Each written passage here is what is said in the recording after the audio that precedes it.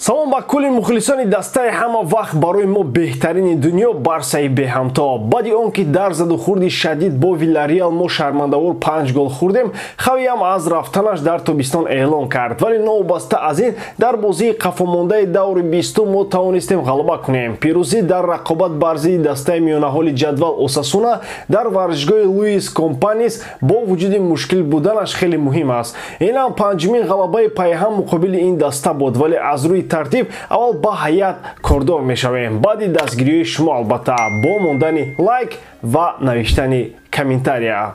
дӯстон, сарпарасти Барселона ва ҳамчунин сарпарасти видеои мо ширкати 1x мебошад. дар он ҷамъавақт коэффициентҳои баланд ва бонусҳои гуногун шуморо интизор аст. ҳамчунин нафароне ки то ҳол регистратсия накарданд метавонанд дар аввалин пардохт бо промокоди TG Barsa соҳиби $100 бонус гарданд. ссилкаи бозӣ дар комментарияи ин видео.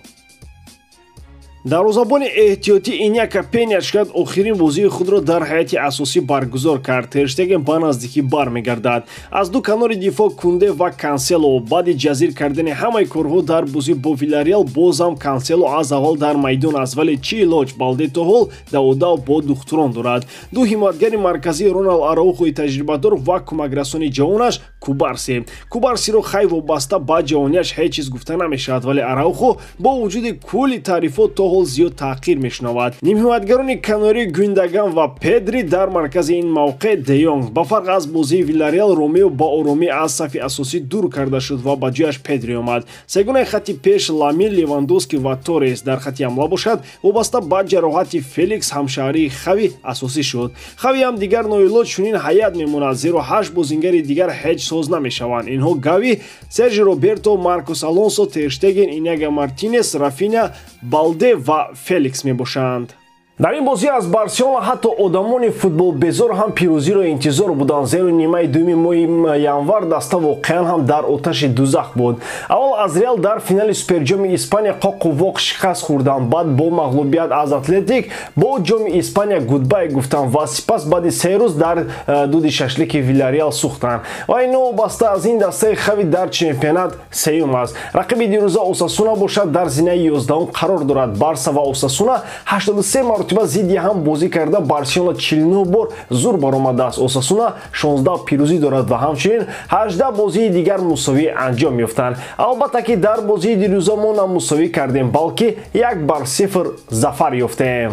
агар ба рафти бозӣ диққат кунем, дастаи Хави аз аввал дар майдон чун шери даранда натофт, зеро акнун дигар бозӣ барои натиҷа мешавад. зебогию суръатро кам фаромӯшам кунем мешавад. дар ин бозӣ Канселои асабӣ ва номаъқул дар бозӣ аз Виллареал аввал зарба тарафи дарвозаи ҳариф зад, вале бенатиҷа. сипас Ферран Торрес ҷароҳат бардошту дарди сари дигари болои Хави зам кард. ба ҷои ӯ Фермин Лопесро дароварданд.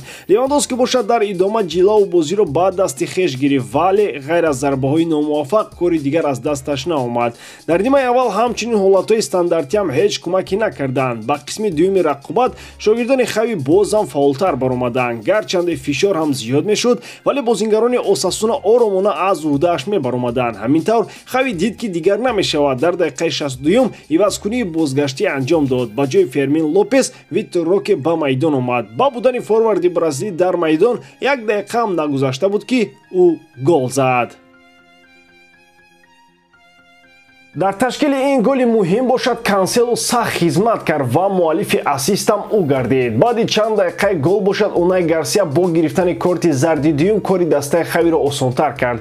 аммо баъди ин ҳам Осасунаи 10 нафара аз ҳуҷум ҳеҷ ҳарос намекарду Барса бошад барояш имкони наздикшавӣ ба дарвозааш медод. хушбахтона ҳарчанд ки Осасуна 1-2 ҳолати голзанӣ дошт, коре аз дасташ наомад. кори хирст бо ҳамин тамом шуд ва мо пирӯз омадем. ҳарчанд аз ин ғалаба сахт хурсандӣ кардан намешавад, аммо голсардии доимӣ дарди сари мо буд ки хайрат имрӯз аз ин худро эмин нигоҳ дошта тавонистем. 19 голи сардодашуда дар 8 бозӣ ин баробар ба сатҳи дастаҳои поёнии ҷадвал аст. вале ин ҳама сабаб дорад. Иньяка ҳеҷ вақт Тер Штеген буда наметавонаду Араухо ҳам дар ду ҳаёт ба Пуёл баробар намешавад. ҳамчунин мо мисоли Хави дигар дар маркази майдон бозингар надорем. новобаста аз ин дастаро ба пирӯзии муҳим табрик мекунем ва ба Жоао Кансело бошад катта раҳмати алоҳида мегӯем, зеро ӯ тавонист иштибоҳи пешинро ислоҳ кунад.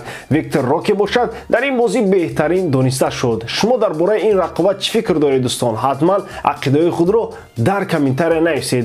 ҳамчунин нафароне ки то ҳол дар телеграм канали Барса TG обуна нашудаанд, хоҳиш мекунем ки ин хатогиро ислоҳ кунед, зеро дар он ҷо хабарҳо зуд мебароям ва шумо метавонед онро бо дигар мухлисони Барса муҳокима намоед. ссилкаи телеграм канал дар описаниеи ин видео. дар ҳама ҳолат барсиёнларо дӯст доред ва канали Барса TG-ро дастгирӣ намоед. дастгирии шумо пешравии мо. бо шумо мисли ҳар вақта Муҳаммад Гаиров. Хай бачаҳо, дар паноҳи Аллоҳ.